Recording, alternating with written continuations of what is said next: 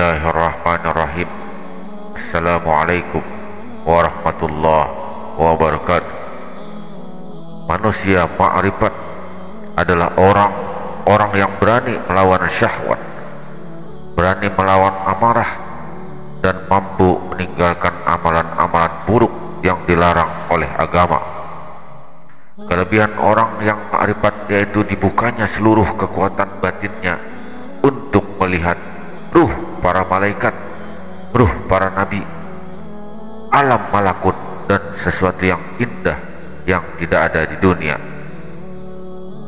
Dalam keadaan apapun, batin manusia yang telah ma'rifat bisa melihat alamul malakut, sebab kolbu yang melahirkan kekuatan batin tersebut berasal dari alam malakut.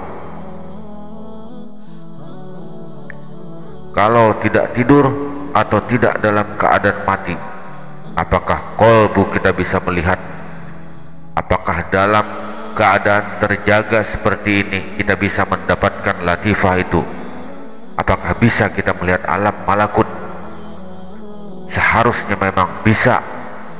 Tidak mungkin tidak bisa, karena manusia ma'rifat diberikan kepada orang-orang yang khusus yang dipilih oleh Allah, yaitu orang-orang yang tidak berakhlak buruk dan tidak memiliki amalan-amalan yang tercela, yang artinya mereka adalah memiliki akhlak yang baik dan melakukan amalan-amalan yang baik pula, termasuk mereka yang berjuang menundukkan amarah syahwat di dalam dirinya.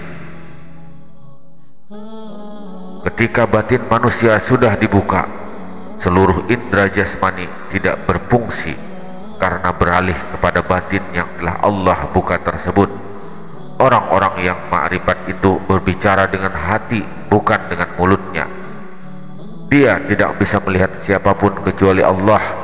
Dia bisa melihat alam malakut, melihat kepada ruh malaikat dan para nabi. Indera jasmani bisa mengelabui manusia itu sendiri, sementara mata batin selalu tepat dan tidak bisa membodohi manusia di dalam segala hal. Imam Al-Qushairi dalam kitab risalahnya yang terkenal menyebut keutamaan ma'rifatullah dalam pengertian ilmu tauhid atau ilmu kalam. Dari ma'rifatullah inilah jin dan manusia dapat memberikan sifat ubudiyah keduanya kepada zat yang berhak dan melaksanakan amal soleh lainnya. Dengan meminjam pendapat Ibnu Abbas, ia menyebut ma'rifatullah dalam pengertian ilmu tauhid atau ilmu kalam sebagai tujuan penciptaan manusia, dan kemudian dilanjutkan dengan ibadah sebagai turunannya.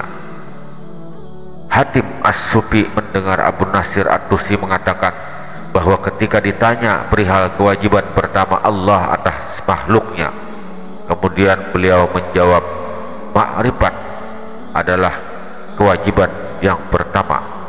Menurut Imam Al-Junaid, yang diperlukan terutama sekali adalah ma'rifat makhluk terhadap penciptanya. Makhluk seperti jin dan manusia juga berkepentingan untuk mengetahui sifat qadim pencipta dan sifat hadis makhluk. Dengan demikian, ia akan menyematkan sifat ilahiyah dan kekuasaannya pada zat yang berhak menerimanya. Abu Thayyib mengatakan, akal mengandung petunjuk, hikmah mengandung isyarat, dan ma'rifat mengandung kesaksian. Akal memberi petunjuk, hikmah memberi isyarat, dan ma'rifat memberi saksi bahwa kemurnian sifat ubudiyah hanya didapat dengan kemurnian tauhid. Kemudian Abu Bakar Az-Zahir Abadi ketika ditanya perihal ma'rifat menjawab bahwa ma'rifatullah adalah sebuah sebutan yang pengertiannya adalah bentuk ketakziman di dalam hati yang mencegah seseorang dari kekufuran dan menyerupakan Tuhan dengan makhluknya. Syekh Abdul Qadir Al-Jailani mengilustrasikan makam spiritual ma'rifat sebagai bangunan yang juga memiliki struktur dan unsur-unsur yang membentuknya. Syekh Abdul Qadir Jailani menyebut ujian atau bala sebagai pondasi spiritual utama dalam sebuah bangunan kebaikan. Beliau mengatakan, tanpa pondasi sebuah bangunan fisik tidak akan dapat berdiri. Kalaupun berhasil juga berdiri, pendirian bangunan fisik tanpa pondasi tersebut akan sangat rapuh dan lemah. Hal yang sama juga terjadi pada sebuah bangunan spiritual, bangunan kenabian, kerasulan, kewalian, ma'rifatullah dan mahabbah. Kata Syekh Abdul Qadir Al-Jailani, berdiri kokoh di atas pondasi kesabaran, menahan dan mengendalikan diri orang yang berada pada makom tersebut dalam menghadapi sebuah bala atau ujian. Kesabaran atas bala atau ujian ini membentuk, menggembleng, melatih, mendidik dan memberikan pelajaran serta pengalaman batin yang sangat kokoh bagi para rasul, para nabi, wali-wali dan ulama-ulama sebagai pondasi spiritual mereka. Jangan kau lari dari ujian bala, karena ujian yang dihadapi dengan kesabaran merupakan pondasi spiritual bagi setiap bangunan kebaikan, pondasi atas bangunan kenabian, kerasulan, kewalian, ma'rifatullah dan mahabbah, cinta kepada Allah adalah bala. Jika kau tidak bersabar atas bala, maka kau tidak memiliki pondasi spiritual. Sedangkan tidak ada bangunan tanpa pondasi.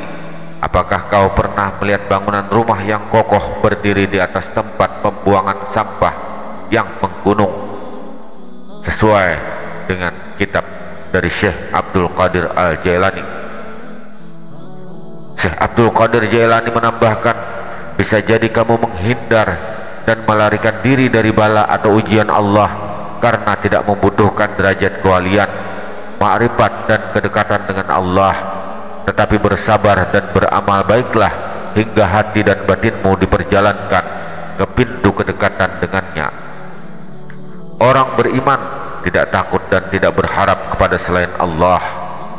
Allah Subhanahu wa ta'ala dalam beberapa ayat menyebutkan bala yang menguji seberapa jauh kesabaran dan mahabbah manusia kepadanya, sebagaimana keterangan pada surat Al-Baqarah ayat 155, yang artinya sungguh kami menguji kalian dengan sedikit ketakutan, kelaparan, kekurangan harta, jiwa dan buah-buahan.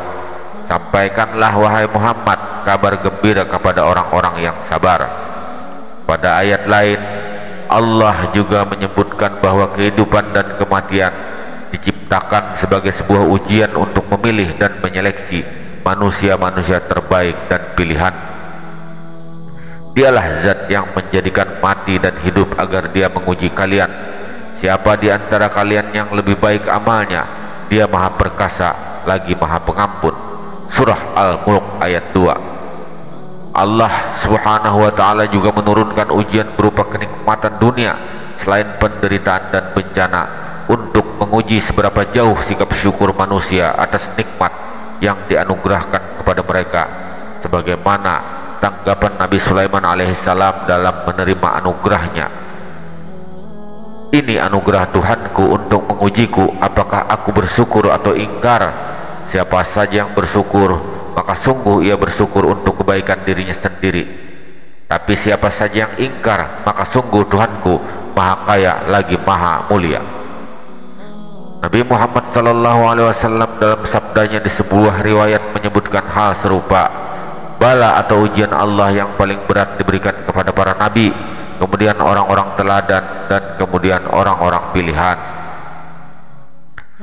Bala atau ujian Allah ini menjadi pondasi spiritual atas bangunan kokoh kenabian, kerasulan, kewalian, kehambaan dan kesolehan para rasul, para nabi, para wali, ulama dan orang-orang soleh solehah. Wallahu a'lam bissawab.